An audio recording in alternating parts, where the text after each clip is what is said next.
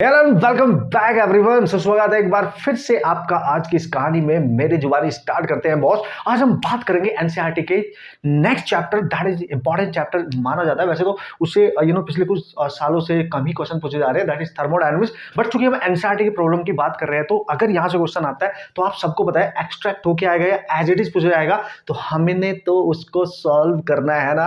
तो हमने तो एनसीईआरटी को बेहतरीन से कुछ क्वेश्चन देखने हैं जो एज इट इज आ सकते हैं, जो हमारा टाइम बचा सकते हैं। जब हम उनको सॉल्व करके जाएंगे और वो एज इट इज वहां पे आगे तो हमारा टाइम बचेगा यार, हम बहुत जल्दी से क्वेश्चन करके आएंगे और उस बचे हुए टाइम में हम नेक्स्ट फर्दर क्वेश्चंस भी अटेम्प्ट कर सकते हैं। ओके, तो स्टार्ट करिए। बहुत प्यारी सी छोटी सी एक वीडियो होने वाली है क्योंकि ज्यादा क्वेश्चन है नहीं इसमें। जो मोस्ट इंपॉर्टेंट टाइप के सिलेक्टिव क्वेश्चन है जो आ सकते हैं, इनके चांस बनते हैं एग्जाम में आने के, वही मैंने यहाँ पे सेलेक्ट करे हैं। तो टाइम भी बचेगा और कम टाइम में आपके सारे क्वेश्चन भी कवर हो जाएंगे और आपका डर भी खत्म हो जाएगा कि यार एनसीईआरटी को मैंने नहीं पढ़ा है, अब हर चैप्टर पढ़ा है आपने, है ना। सारे क्वेश्चंस मैं आपको बना के दे रहा हूँ, मस्त तरीके से पूरी सीरीज कंप्लीटली देख के जाना, रिग्रेट नहीं होगा। Right, so here we go and this is your first question. कुछ डेटा मैंने यहाँ पे लिख लिया, एक बार आप पढ़ लेंगे तो मजा आ जाएगा, आपको फील आएगा। राइट, आप आराम से क्वेश्चन कर सकते हैं, बस डेटा देख लो और क्वेश्चन को समझ लो कि क्वेश्चन में गिवन इन्फॉर्मेशन क्या है और आपसे पूछा क्या गया। Right, then after we can solve amazingly man. उसने बोला स्टीम इंजन है, हाँ ठीक है, एक स्टीम इंजन है which delivers work 5.4 × 10⁸ joule per minute इतना वर्क को डिलीवर कर रहा है। ओके, आगे बात करते हैं। चूंकि स्टीम इंजन है and service is 3.6 × 10⁹ joule of heat per minute, ठीक है, फ्रॉम द बॉयलर से जो हीट ले रहा है वो इतनी ले रहा है। राइट, इतनी हीट पर मिनट में इतनी हीट ले रहा है, इतना वर्क हो रहा है। बस एफिशिएंसी पूछेगा, है कि नहीं। वो पूछ रहा है what is the efficiency of engine and how much heat is wasted per minute. Efficiency कितनी है, क्योंकि वो स्टीम इंजन है। राइट, अगर वो स्टीम इंजन है you have to calculate efficiency. ध्यान से समझना, एफिशिएंसी क्या होगी भाई, वर्क कितना कर रहा है और वहां से हीट इतनी ले रहा है, तो वर्क ओवर जो हीट उसने ली है इनपुट के तौर पे, बस ये आपने यूज कर लो, आपका आंसर बन जाएगा। सो चलो वैल्यू पुट करो। वर्क कितना है 5.4 × 10⁸ and this is 3.6 × 10⁹ Now you can write you just calculate the value। ये आपका कैंसिल हो जाएगा, ये पॉइंट आपका कैंसिल हो जाएगा, ये 554 बचेगा, 36, एक 10 बचेगा, देखो एक्स्ट्रा यहाँ, ठीक है, एक 10 यहाँ पे एक्स्ट्रा बच रहा है। ठीक है, यहाँ से आपने वैल्यू कैलकुलेट करनी है। ठीक है, तो अगर आप इसको कैंसिल कर रहे हो तो आप देख सकते हो, मैं इसको कैंसिल करता हूँ 6 से, ये 9 आएगा। राइट, तो हम इसको लिख सकते हैं इफिशिएंसी इक्वल टू 9/6 और ये 10 है नीचे, इंटू 10 भी लिख सकते हो। राइट, तो यहाँ से 3 से कैंसिल कर दो, 3, मैं अपने अकॉर्डिंग कर रहा हूँ, आप अपने अकॉर्डिंग कर सकते हैं। तो ये आ गया 3 यानी 1.5 और बाई 10 100 से मल्टीप्लाई करो परसेंटेज बनाने के लिए, तो ये 10 कैंसिल हो जाएगा, तो एफिशिएंसी आप देख सकते हैं 15% आ गई। मतलब इट डिपेंड्स अपॉन यू कि किस तरह की कैलकुलेशन आप कर रहे हो, सिंपल है। ठीक है, अब वो बोल रहा है कि कितनी एनर्जी पर मिनट वेस्ट हो गई। देखो भाई, कितनी थी उसके पास, इतनी, वर्क इतना बन गया, तो वेस्ट कितनी होगी। एनर्जी कंजर्वेशन यूज कर सकते हो, इतनी एनर्जी बॉयलर से ली, इतना वर्क किया, वेस्ट कितनी हो गई। लेट्स सी, ये Q1 है और ये Q2 है जो वेस्ट होगी, टोटल एनर्जी इतनी होनी चाहिए। राइट, जो वेस्ट हो गई, जो वर्क में कन्वर्ट हो गई, इतनी ली थी, तो एनर्जी कंजर्वेशन इतनी थी हमारे पास, इतना वर्क बन गया, इतनी वेस्ट हो गई होगी। लेट्स सी, तो ये हमने मान लिया, लेट ये वेस्ट हो गई, तो Q2 आप निकाल सकते हो यहाँ से, Q1 माइनस W, बस आपका आंसर आ जाएगा। तो Q1 कितना है, 3.6 × 10⁹ and minus what is that 5.4 × 10⁸ now you can सी, ये एक 10 इसमें मल्टीप्लाई करके 36 लिख सकते हो आप, ये 10⁸ हो जाएगा, माइनस 5.4 × 10⁸ हो जाएगा, जो कि कॉमन ले सकते हो आप।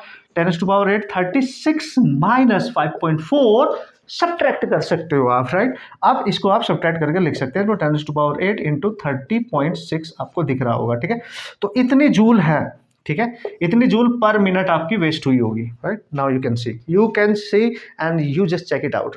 Right, cool. तो this is how amazingly you just solve the problem. मतलब जो गिवन डेटा है उसका यूज करना आना चाहिए, कंसेप्ट पता होना चाहिए, फॉर्मूला पता होना चाहिए। बहुत बेसिक से बेहतरीन से क्वेश्चन होते हैं, एज इट इज आते हैं हर साल, तो इसलिए आपने बहुत अच्छे से सॉल्व करके जाना, बस कैलकुलेशन पे ध्यान दियो। ठीक है, समझ रहे हो ना मैं क्या बता रहा हूँ, कैलकुलेशन पे बहुत प्यार से ध्यान देना है और आराम से क्वेश्चन को सॉल्व करेंगे तो मस्त तरीके से क्वेश्चन हो सकता है, क्योंकि तो टिपिकल ये है भी नहीं।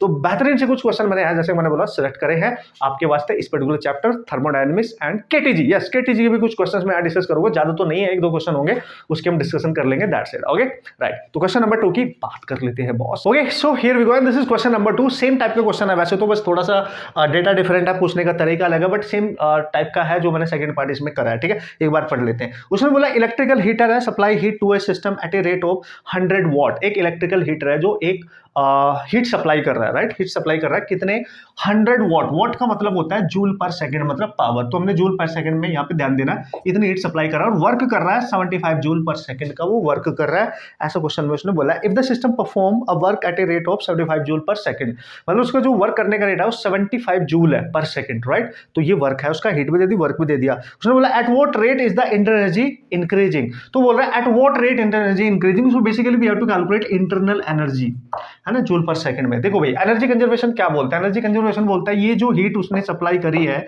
ये वर्क प्लस इंटरनल एनर्जी का सम होना चाहिए, भाई यही होता है ना आपका एनर्जी कंजर्वेशन, ठीक है, तो हीट कितनी सप्लाई करी है आपने 100 जूल पर सेकंड एंड वर्क कितना परफॉर्म किया 75 जूल पर सेकंड, ये इंटरनल एनर्जी आप निकाल सकते हैं कितनी भाई 100 माइनस 75, तो यू कैन सी 25 जूल पर सेकंड। देखो यार इतने प्यारे से छोटे से क्वेश्चंस है, बस आपको पता होना चाहिए डेटा क्या है कि बिना कैसे सॉल्व करेंगे, किस तरीके से अप्लाई करेंगे, कंसेप्ट मस्त तरीके से सॉल्व कर सकते हैं, डरने का नहीं बॉस, डरने का नहीं, मैं बोल रहा हूँ बहुत प्यारी सी छोटी सी क्यूट सी वीडियो होने वाली है ये, जिसमें सारे ये क्वेश्चन हम बहुत अच्छे से डिस्कस करेंगे और एनसीईआरटी की जो टेंशन होती है, जो आपके दिमाग में जो घूमता रहता है कि मैंने नहीं किया पता नहीं क्या होगा, उससे क्वेश्चन आएगा तो कैसे करूंगा, अब नहीं डरोगे ना, क्योंकि अब सब कुछ आपको मिल रहा है, वो सेलेक्टेड प्रॉब्लम आपको मिल रही है जो एनसीईआरटी से एज इट इज पूछी जा सकती है, राइट, तो आप मान के चलो कंप्लीट एनसीईआरटी 3 to 4 प्रॉब्लम, ज्यादा मतलब 10 तक टाइम 10 to 15 क्वेश्चंस भी हो सकते हैं, कुछ एक्सट्रैक्ट होके कुछ एज इट इज, तो बहुत हो जाता है ये, है ना, अब ये 100% होने वाला क्योंकि लास्ट ईयर भी हुआ है, तो इस बार भी पूरे चांस बनेंगे, तो हर क्वेश्चन को बहुत प्यार से आपने प्रैक्टिस करना है, देखना है, ये नहीं बस देखा निकले, ठीक है, उसको देखना है, उसमें कंसेप्ट क्या है, फॉर्मूला क्या है, नोट्स बनाने, that's why this is your responsibility now, right, तो देखते हैं next question. Okay, so next question है बहुत प्यारा सा दिख रहा है, वो पीवी डायग्राम है और इसमें टोटल वर्क डन पूछा है, तो आप ऐसे ही कर लोगे, चलो फिर भी मैं जस्ट करा रहा हूं तो मैं भी करा देता हूं, वैसे तो मेरे को आप कर लोगे, तो यहाँ पे जो साइकिल है अगर यहाँ से स्टार्ट हो रही है उसने दिया है DEF, ठीक है, DE और ये F, इस तरीके से साइकिल है, आप साइकिल देख सकते हो क्लॉकवाइज है, राइट, क्लॉकवाइज साइकिल है, तो इसका जो टोटल वर्क डन है वो निकालना है, तो हमें पता है जब कंप्लीट साइकिल गिवन होती है और पीवी डायग्राम होता है तो टोटल वर्क डन हम एरिया निकाल सकते हैं, ठीक है, इसका एरिया अंडर दी ग्राफ, ठीक है, जो भी ग्राफ आपको दे रखा है उसका टोटल एरिया निकाल के वही आपका वर्क डन होगा, और चूंकि क्लॉकवाइज साइकिल है तो वर्क डन पॉजिटिव आएगा, राइट, एंटी क्लॉकवाइज होगी तो नेगेटिव आएगा, अगर पी वाई डायग्राम है, पी वाई एक्सिस पे है, वी आपका एक्स एक्सिस पे है, तो all the data are given in the question, तो आप देख सकते हैं यहाँ पे, तो टोटल वर्क डन आप कैसे निकालेंगे, चूंकि ट्राइंगल की शेप ले रहा है, आपको ये इतना ही ले लो, ये एरिया निकाल लो बस, ठीक है, आपको ऐसे निकालने की जरूरत नहीं कि इसके अंडर एंड उसको सबट्रैक्ट करना है, all right, you just calculate this triangle area, तो हाफ इंटू बेस इंटू उसकी हाइट वाला कंसेप्ट आप यूज कर सकते हैं, तो आप देखेंगे इसके बेस पे क्या है, इसके बेस पे है ये वॉल्यूम, ठीक है, तो 5 - 2, तो आप लिखेंगे वॉल्यूम का चेंज बी की जगह, बेस की जगह 5 - 2, और ये मीटर क्यूब में है ना, मीटर क्यूब में है, सेंटीमीटर में नहीं है, यूनिट का ध्यान रखना, ये पास्कल में है ना, न्यूटन पर मीटर स्क्वायर यही है ना यूनिट, है ना, किलो पास्कल नहीं है इसमें, राइट, ओके, इनटू हाइट पे क्या लेंगे, ये ले लेंगे यहाँ से, देखो हाइट ये है इसकी, राइट, दिस इज हाइट, तो ये 600 और ये 300 इनका चेंज, तो 600 minus 300, right, and this is your work done, this is half into 3 into 300 बचेगा ना आपके पास, है कि नहीं बॉस, ठीक है, तो बॉस ये कितना आ रहा है 900 और by 2 this is 450 joule, this is your work done, मतलब इसमें कोई बड़ी बात थी नहीं, मैं ऐसे मान के चल रहा हूँ, ये हम सब कर लेंगे, कोई दिक्कत वाली बात नहीं है, तो जस्ट दे रखा था तो मैंने यहाँ पे कर लिया, चलो चेक कर लेते हैं भाई, नो प्रॉब्लम एट ऑल, सो हमारा कंसेप्ट भी रिवाइज हो जाएगा, कंसेप्ट भी पता चल जाएगा, कैलकुलेशन भी पता चल जाएंगे एक बार फिर से, क्योंकि लास्ट टाइम है, दिमाग उसी तरीके से काम करता है, जितना बार आप रिविजन करोगे उतना ही दिमाग में चीजें स्टेबल होती जाती है, रिविजन करना छोड़ दोगे तो जो पढ़ा था तुम्हें जो बहुत अच्छे बहुत अच्छे से आता है शायद वो भी आप भूलने लगते हो, राइट, दिमाग का यही खेल है, जितनी बार हम देखते हैं, जितनी बार हम करते हैं उतने अच्छे से हमें चीजें याद रहती है, इसलिए प्रैक्टिस जरूर करते रहना, रिवीजन नहीं छोड़ने का बिल्कुल भी, घबराने का नहीं बिल्कुल भी, रिटन प्रैक्टिस बहुत जरूरी है डर भगाने के लिए, राइट, रिटन में प्रैक्टिस करते रहना टिल योर एग्जाम, राइट, तब हम आगे बात करेंगे बॉस, ठीक है, अब चलते हैं नेक्स्ट क्वेश्चन की तरफ। Okay, so here we go, this is the next question of thermodynamics, देखते हैं क्या है इसका कंसेप्ट क्या है और किस तरीके से हम इसको इजीली क्रैक कर सकते हैं, ओके, और इसके थ्रू में सब कुछ पता भी चल जाएगा किस किस टाइप के क्वेश्चन आते हैं, कौन कौन सी चीजें हैं, कौन कौन से इंपॉर्टेंट फॉर्मूले जिन पे डिपेंडेंट क्वेश्चन आने की काफी गंभीर, देखो यार यहाँ पे जो क्वेश्चन वाली रेफ्रिजरेटर और हीट इंजन टाइप के हैं, तो आप इनको रिवाइज तो करके जाने वाले हो, हर फॉर्मूले डिपेंडेंट क्वेश्चन करके जा रहे हो, उन्होंने बहुत क्वेश्चन पहले भी कराए हैं, तो इसमें कोई शक वाली बात नहीं है, ठीक है, उसने बोला रेफ्रिजरेटर इज मेंटेन है ना। A refrigerator is use to maintain tables kept inside 9 degree Celsius पे।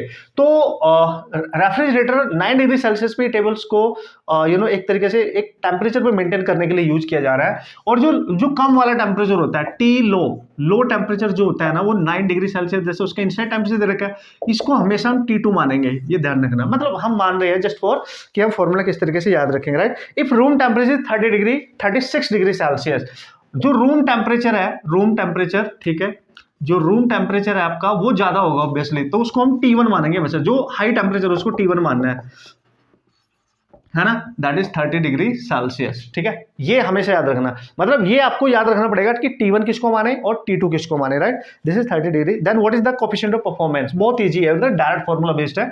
कोफिशिएंट ऑफ परफॉर्मेंस को आप बीटा से डिनोट कर सकते हो, तो बीटा को हम लिखेंगे low temperature over high minus low temperature. You just remember this formula directly and just put the values here, and after converting the temperature into the Kelvin, then you have to put here, then solve हो जाएगा, ठीक है। तो T2 कैसे निकाले sir, T2 निकालेंगे, 9 degree है, 273 इसमें ऐड कर देंगे, तो ये बनेगा आपके पास 9 2 है नहीं, तो ये बनेगा 8 एंड दिस इज 282 बन गया इतने केल्विन। वैसे हम T1 निकाल लेंगे, T1 में 36 प्लस 273 यहाँ पे ऐड करेंगे, तो 273 जब यहाँ पे आप ऐड करोगे तो 9, ठीक है, एंड दिस इज 10 309, ये आ गया T1 इतना केल्विन, बस खत्म। यहाँ पुट करो, बीटा आ गया 282 ओवर 309 माइनस 282, ठीक है। अब 309 में से 282 को सब्ट्रैक्ट करो, 282 को सब्ट्रैक्ट करो, तो दिस इज 7, दिस इज 27, तो बीटा आपके पास आ गया 282 बाई 27, इससे कैंसिल करो तो आएगा 10.44 लगभग इतना आएगा आपका beta coefficient of performance, right. तो this is the formula, this is the way how to solve the problem. Remember you have to convert the given temperature in kelvin, ठीक है। तो देखो यार फॉर्मूला याद है तो काम बन जाएगा मस्त तरीके से, लिटिल बिट आपको कैलकुलेशन करनी पड़ेगी, क्वेश्चन हो जाएंगे, डरने का नहीं बॉस, डरने का नहीं, बिल्कुल भी नहीं डरने का, समझे, कम ऑन। अब चलेंगे हम नेक्स्ट क्वेश्चन जो केटीजी के हैं, राइट। केटीजी के 2 क्वेश्चन मैं यहाँ डिस्कस करने वाला हूँ, जिससे आपको आइडिया लग जाएगा कि यार अगर इससे देखो ना, केटीजी से बहुत प्यारे प्यारे direct formula based question last 2-3 साल से पूछे जा रहे हैं नीट के एंट्रेंस में, जैसे आपके एनसीईआरटी में ऑलरेडी गिवन होते हैं, तो उसमें कैलकुलेशन पे ध्यान देना बहुत जरूरी होता है, क्योंकि कैलकुलेशन वहां पे इंपॉर्टेंट है। बस फॉर्मूला सबको पता होता है, कैलकुलेशन में नहीं फंसने का, बस, ठीक है। देखते हैं, have a look. Okay so here we go, this is the next question. देखते हैं क्या क्वेश्चन को ढंग से पढ़ लेते हैं, डरने का नहीं, मैंने बोला कैलकुलेशन पे ध्यान देंगे, कंसेप्ट बहुत प्यार से मैं समझाने वाला हूँ, उसका यूज करने वाला हूँ, राइट। और इस टाइप के क्वेश्चन आ चुके हैं ऑलरेडी, एनसीईआरटी के क्वेश्चन है ऑलरेडी, क्वेश्चन भी आ चुके हैं, फिर से फर्दर क्वेश्चन आ सकते हैं, तो बस बहुत ध्यान से फोकस करना, what are the main points, right. तो पहले गिवन डेटा देख लेते हैं क्या है, उसके बाद कंसेप्ट अप्लाई करते हैं ना बॉस, ठीक है। उसने बोला air bubble of volume 1 centimetre cube rises from the bottom of a lake. Let's see, हमारे पास एक लेक है, मतलब हमारे पास एक लेक है ऐसे मान लो, ठीक है, और यहाँ पे एक बबल है, ठीक है, इधर लेक के डेप्थ पे एक बबल है, ठीक है। इसका वॉल्यूम इनिशियली दे रखा है 1 सेंटीमीटर क्यूब, जिसको आप लिख सकते हो मीटर क्यूब में 10⁻⁻6 मीटर क्यूब, राइट, ऐसे लिख सकते हैं ना, ठीक है। और इसकी जो डेप्थ है, ये डेप्थ पे है, ये दैट इज 40 मीटर डीप है ये, ऐसे मान लो आप, ठीक है। अब वो बोल रहा है कि ये ऊपर आ रहा है, ठीक है, ऊपर आ रहा है, और इसका टेम्परेचर 12 डिग्री सेल्सियस है इनिशियली, जो बबल है आपका इनिशियल टेम्परेचर है 12 डिग्री सेल्सियस, जिसको आप 12 + 273 कर लेंगे तो ये बन जाएगा T1, है ना। दिस इज 285 केल्विन, राइट, ये बन गया 285 केल्विन, ठीक है, इनिशियली है। अब जैसे जैसे ऊपर आएगा ऑब्वियसली, तो कहीं जब ये बिल्कुल ऊपर अपर सरफेस पे आ जाएगा बबल, ठीक है, ऐसे समझो आप। तो वो बोल रहा है कि what volume does it grow when it reaches the surface, जब ये ऊपर आ जाएगा, इसका वॉल्यूम बता दो, when the temperature is 35 degree Celsius, ठीक है। तो जब ये ऊपर आ जाएगा सरफेस पे, तो इसका टेम्परेचर T2 हो गया 35 डिग्री सेल्सियस, तो हमें केल्विन में निकालना है 273 और 35, दैट इज 8 10 30, इतना केल्विन आ गया, राइट, कूल है ना, ठीक है। और इसका वॉल्यूम बताओ कितना हो गया होगा, V2 बताओ इसका वॉल्यूम। देखो भाई सीधी सी बात है, यहाँ पर लॉजिकली आप समझने की कोशिश करें, टेम्परेचर यहाँ पे कांस्टेंट नहीं है, राइट, टेम्परेचर कांस्टेंट नहीं है, बबल नीचे से ऊपर आ रहा है, बिल्कुल आ रहा है सर। तो यहाँ पे मैंने देखा यार, यहाँ पे इसके ऊपर कुछ ना कुछ प्रेशर भी तो होगा, बिल्कुल होगा सर। तो यहाँ पे जो प्रेशर होगा उसको P1 मानो। एक तो बाहर प्रेशर एटमोस्फेरिक है, तो एटमोस्फेरिक तो होगा ही होगा, और ये डेप्थ भी है और वाटर भी है, तो ρgh ये P1 इतना होगा, ठीक है। और जब इस सरफेस पे पहुंच जाएगा तो उसके ऊपर केवल एटमॉस्फेयर है, तो उसके ऊपर एटमॉस्फेरिक प्रेशर होगा P2 केवल। अब आप ध्यान से देखो, PV = nRT, वेरी इंपॉर्टेंट है ना। PV = होता है nRT। जब भी आपको कुछ समझ में आए तो इन्हीं चीजों का आपने यूज करना है, क्योंकि आप प्रेशर टेम्परेचर वॉल्यूम सब की बात कर रहा है। ये वाला टर्म आपका कांस्टेंट रहने वाला है, ठीक है। तो पी वी बाई टी, ये एन आर आपके कांस्टेंट ही रहने वाले हैं। तो पहली कंडीशन में P1 V1 temperature T1 must be equal to, चूंकि कांस्टेंट है। दूसरी कंडीशन में P2 V2 बाय T2, हमें ये निकालना है। बस हो गया, सारी वैल्यूज तो पता है। तो V2 आ जाएगा आपका T2 by T1, cross multiply करेंगे तो V1 P1, ठीक है। यहाँ पुट करो, देखो T2 कितना है सर, ये रहा 308, T1 कितना है सर, T1 285, एक बार चेक कर लेना डेटा, राइट। P1 कितना है सर, ये वाला प्रेशर। अच्छा, ये निकालना पड़ेगा आपको, ठीक है। देखो एटमॉस्फेरिक प्रेशर होता है 1 × 10⁵, 1.013 होता है ना, तो मैंने 1 मान लिया है, प्लस, राइट, ऐसे मान लो मैं, चलेगा। और रो जी एच, रो है आपका 10⁻3, जी ले लो 10, एच दे रखी है 40, तो ये हो जाएगा आपका, देखो यहाँ भी 5 है, 3 4 5 है, 5 और 5, तो ये 5 × 10⁵ लिख सकते हो आप इसको। ये आ गया आपका P1, इतना मान लो आप, ठीक है। तो P1 आ गया 5 × 10⁻, अप्रोक्सीमेट में उतना ही मान रहा हूँ। और V1 कितना दे रखा है, 10⁻6, राइट बॉस, ठीक है, ठीक है बॉस। और P2 की भी तो जरूरत थी, है ना, P2 भी तो है, ये रहा P2। तो यहाँ से हमने V2 निकालना है, P2 नीचे आएगा, राइट, ये P2 आएगा नीचे, ठीक है। इसको कैसे भूल गए आप, P2 की वैल्यू कितनी है ऊपर, वो तो एटमॉस्फेरिक है, यानी 1 × 10⁵, तो ये तो कैंसिल ही हो जाएगा, बाकी जो बचा उसको सॉल्व कर लो। तो यहाँ से आप V2 निकाल सकते हो। आप ये बता सकते हो बबल जब नीचे से ऊपर जाएगा तो अपर सरफेस को उसको वॉल्यूम कितना होगा, ये आप कैलकुलेट कर सकते हो, दैट इज नियर अबाउट 5.3 10⁻6, ठीक है। यहाँ पे पहुंचने के बाद वॉल्यूम आएगा 5.3 10⁻6 मीटर क्यूब, लगभग इतना होगा। इनिशियल वॉल्यूम था केवल इतना, अब ये बढ़ गया, देखो नीचे से ऊपर जाएगा क्योंकि प्रेशर कम हो जाएगा, तो वॉल्यूम उसका इंक्रीज कर रहा है इस रेशियो में, तो ये वॉल्यूम आपका इंक्रीज कर जाएगा। टेक्निक ये रही, फॉर्मूला ये रहा, कंसेप्ट ये रहा, बस ये आपने सॉल्व करना होगा, हो जाएगा, टेंशन मत लो। इसको जब इससे डिवाइड करेंगे और ये 5 से मल्टीप्लाई करेंगे तो अपने आप ही आंसर मिल जाएगा। इतनी सी कैलकुलेशन करनी पड़ेगी, समझ गए ना लॉजिक। अब एक लास्ट क्वेश्चन कर रहा हूँ, ऑसम क्वेश्चन है वो भी, क्योंकि इस टाइप के क्वेश्चन काफी पूछे गए हैं हमारे एग्जाम में, ठीक है। हो सकता है डिक्टो ही आ जाए, ठीक है। तो यही थे प्यारे से कुछ क्वेश्चन जो आज मैं डिस्कस करने आता है, छोटी सी प्यारी सी इस वीडियो में एनसीईआरटी की, राइट। तो देखो यार, डर के आगे अब तो जीत होने वाली है, ठीक है, क्योंकि हम धीरे धीरे अपनी मंजिल की तरफ बढ़ रहे हैं और हर चैप्टर के एनसीईआरटी के बेहतरीन से कुछ न्यूमेरिकल हम अपने आप ही सॉल्व कर रहे हैं। तो दोस्तों आज है 27, राइट, कल ये वीडियो आपको ऑलमोस्ट 28 को मिलेगी, फिर 29 30 2 डेज ये हो गए, फिर 1 वीक 6 डेज, यानी ऑलमोस्ट 8 डेज है आपके पास। So for your self practice and जो भी आपने पढ़ा है उसके लिए, कंप्लीट रिविजन के लिए, सारे फॉर्मूले रिविजन के लिए, और लास्ट में अभी जो सीरीज में ग्राफ मेरे ऑलरेडी ऑलमोस्ट तैयार हो चुके हैं, टॉप 62 65 टॉप मोस्ट ग्राफ जो कंप्लीट फिजिक्स के हैं वो मैं डिस्कस करूंगा, to be very soon. And just before 2 to 3 days before your exam सब कुछ फिनिश करा दूंगा, ठीक है, सब कुछ फिनिश। और आप मेरे को बताएंगे फिर कि एग्जाम के 3 दिन पहले तक मैं ये ग्राफ और आप सब कुछ करा दूंगा। ये एनसीईआरटी वाली सीरीज और टॉप 10 न्यूमेरिकल सब फिनिश हो चुके होंगे आपके एग्जाम के जस्ट, जैसे 7 को आपका एग्जाम है, संडे सैटरडे फ्राइडे, तो आप मेरे को बताएंगे कि थर्सडे नाइट या फ्राइडे मॉर्निंग से लेके सैटरडे इवनिंग तक, है ना, क्योंकि उसके बाद तो आपने कुछ करना नहीं है, रेस्ट करना, सोना है मस्त तरीके से, ठीक है, बढ़िया नींद लेनी है बढ़िया तरीके से, ठीक है, कि मैं आपको फॉर्मूले बेस्ड क्वेश्चन कराऊं या नहीं कराऊं। अगर कराऊं तो आप उसको देख रहे हो कि नहीं देख रहे हो, मतलब उसको आप देखना चाहोगे कि नहीं चाहोगे, क्योंकि जो मोस्ट इंपॉर्टेंट टाइप के फॉर्मूले मैंने सेलेक्ट करे हैं, मैं चाह रहा हूं कि उन पे क्वेश्चंस आपको बताऊं, but it's depend upon you कि आपका टाइम वेस्ट नहीं होना चाहिए। अगर आपको लगता है कि नहीं सर बिल्कुल कराएं आप, तो मेरे को कमेंट करके जरूर बताना, तभी मुझे लगेगा कि हाँ मेरे को ये चीज करानी चाहिए, right. So this is important, right. तो चलो देख लेते हैं पहले लास्ट का एक question, okay. So here we one, this is last question. देखो इस क्वेश्चन को पढ़ते ही आपको फील आ जाएगा, आपको पता चल जाएगा यस सर इस पे बहुत, देखो यार अगर एनसीईआरटी के ये ऐसे क्वेश्चन आप सॉल्व करके आ रहे हो ना, पीवाईक्यूज भी आपके आधे से ज्यादा ऐसे हो जाएंगे, क्योंकि सिमिलर टाइप की हैं, कहीं ना कहीं वो एनसीईआरटी से एक्सट्रैक्ट करके ही बनाए गए थे, ठीक है। तो very very very important, right. चलो लेट्स सी कि क्वेश्चन क्या है, ठीक है। उसने बोला at what temperature is the root mean square speed of an atom, ठीक है, in an argon gas cylinder equal to the RMS speed of helium gas, right? Helium gas atom at -20 degree Celsius, right. तो उनके जो मास है atomic वो भी दे रखे हैं, नो प्रॉब्लम।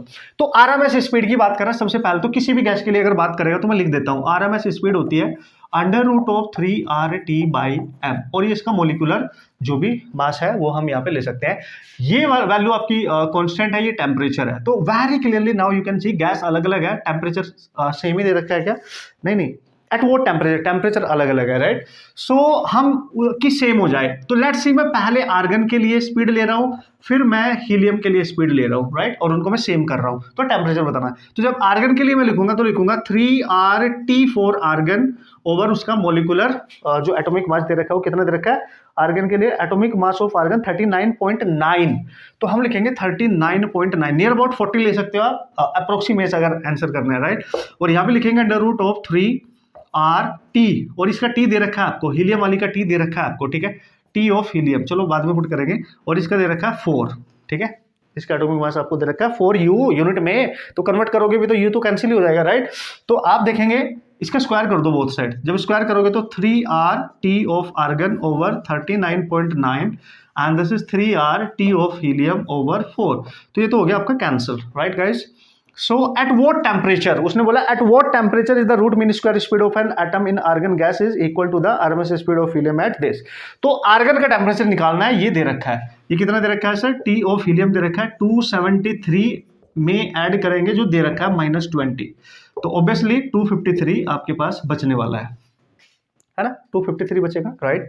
तो यहाँ पे आप लिखने वाले हैं T फॉर आर्गन, ये निकालना है 39.9, और ये आ गया आपके पास 253 और बाई 4, तो यहाँ से T फॉर आर्गन आ जाएगा 39.9 इंटू 253 बाई 4, इसको आप सॉल्व करें और आपका आंसर बन जाएगा। अगर आप थोड़ा सा भी दिमाग लगाएंगे, अगर इसको मैं 40 मान लूँ थोड़ी देर के लिए, 40, राइट, 39.9 को अगर मैं 40 मान लेता हूं और 40 को 4 से डिवाइड करूं तो 10 आएगा, और ये 10 इसमें मल्टीप्लाई करूं तो ये 2530 आएगा, और इसको लिखूंगा 2.530 इंटू 10⁻³ ये मैं लिख सकता हूं इतना केल्विन, राइट।